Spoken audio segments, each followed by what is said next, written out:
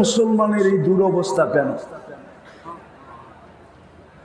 একটু ভালো মতে বোঝেন, শুধু চিৎকার দিলে হবে না, বুঝতে হবে মুসলমানের এই দুরবস্থা কেন। একটার পরে একটা দেড় মাটির সাথে মিশা যেতেছে। আফগানিস্তান মিশা গেল, ইরাক মিশা গেল, লিবিয়া মিশা গেল, সিরিয়া মিশা গেল। চারটার যুগ বিয়োগ তো আমার মিলে, কিন্তু ফিলিস্তিনেরটা তো যুগ বিয়োগ মিলে না। ভালো মতে আমি ফিলিস্তিন গেছি 2010-এ, আজ থেকে 15 বছর আগে। ফিলিস্তিন মিটা যাওয়া, মাটির সাথে মিটা যাওয়া, এই যুগ বিয়োগ আমার মিলে না। আমি প্রমাণ দিতেছি, যেখানে খলিল ঘুমায় ওইখানে আবার বোম ফাটে কি করে? তাইলে বন্ধুত্বের মর্যাদা রইল কোথায়? ইব্রাহিম আলাইহিস সালাম তো ফিলিস্তিনে ঘুমায়, আমি তো ওনার কোন গ্রামে ঘুমায়, কোন জায়গায় ঘুমায়, এই দুই চোখে দেখা বলতেছি। যদি পারতাম তাইলে চোখের থেকে বাইরে করে ভিতর পিছনে প্রজেক্টরে দেখায় দিতাম।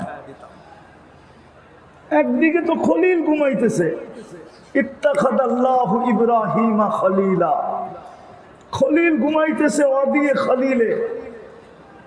একটু দূরেই ঘুমাইতেছেন মুসা আলাইহিস সালাম, ওয়াদিয়ে মুসা, যেটা বুখারী শরীফে পর্যন্ত আছে। তার পাশেই ঘুমাইতেছেন ওনার শ্বশুর শুআয়ব আলাইহিস সালাম,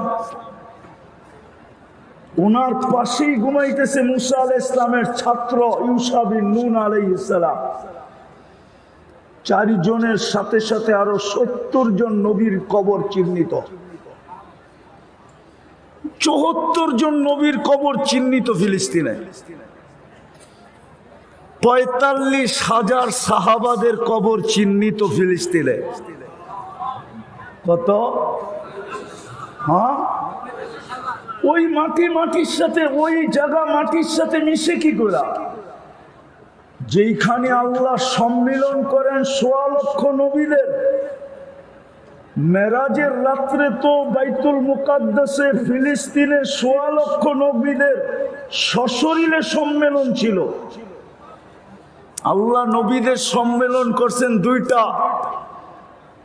ইদ আখাযাল্লাহু মিসাকান নাবিয়্যিন, যখন সমস্ত নবীদের থেকে প্রতিশ্রুতি নিতেছিলেন, ওটা ছিল রূহের জগতে, আরশের নিচে হবে। আরেকটা সম্মেলন করছেন বাইতুল মুকাদ্দাসে, যেদিন আমাদের নবীজি মেরাজে যাইতেছিলেন, যেখানে 1.25 লক্ষ নবীদের সশরীরে সম্মেলন। মুহাম্মদুর রাসূলুল্লাহ যেখানে ইমামতি করেন, যার পদচারণ হয় ওই রাত্রে, যিনি বক্তৃতা দেন ওইখান থেকে টেক আপ করেন আল্লাহর সাথে সাক্ষাতের জন্য আরশের দিকে। ওটা মাটির সাথে মিশে কি করে? আপনি আমাকে যুক্তি দিয়ে বুঝান। ওই জমিন মাটির সাথে কি করে মিশে? নাই তো, গাজায় তো কিছু বাকি নেই। যেখানে 30 লক্ষ মুসলমান, কিন্তু মজার কথা, যদি আমি ইতিহাস দেখি তো আল্লাহ একজনের জন্য কিন্তু ফেরেশতা পাঠাইতেছেন, একজনের জন্য। কয়জনের জন্য? এই মাদ্রাসায় হায়াতুস সাহাবা হবে। আমি ছেলেদেরকে বলতেছি, খুলা দেখো